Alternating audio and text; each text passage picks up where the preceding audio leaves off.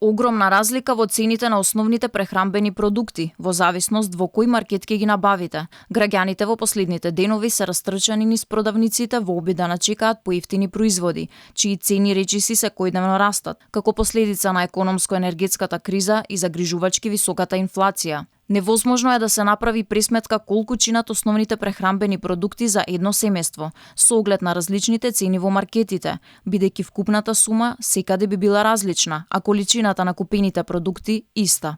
Имено цената на 1 литар зејтин во Кам изнесува 142 денари, во Стокомак е 135 денари, а во Кипер 155 денари. 10 јајца во Рамстор чинат 101 денар, а во Кам 93 денари. 1 килограм ориз во Кам можете да го купите за 65 денари, а во Тинекс ќе треба да издвоите 46 денари. 1 килограм домати во Стокомак се продаваат за 94 денари, а во Кам за 65 денари. 1 килограм јаболка се значително поскапи во Рамстор и чинат 79 денари, за разлика од Кам, каде ќе ви бидат доволни 42 денари. Од овде се наметнува прашањето дали честото менување на владините антикризни мерки само создава забуна, наместо позитивни ефекти во борбата со инфлацијата. Воведувањето па укинувањето на мерките во кратки рокови ја зголемува ценовната нерамнотежа на пазарот. Воведувањето па укинувањето на мерките во кратки рокови ја зголемува ценовната нерамнотежа на пазарот. Заклучно со 30 септември 2022 година за основните производи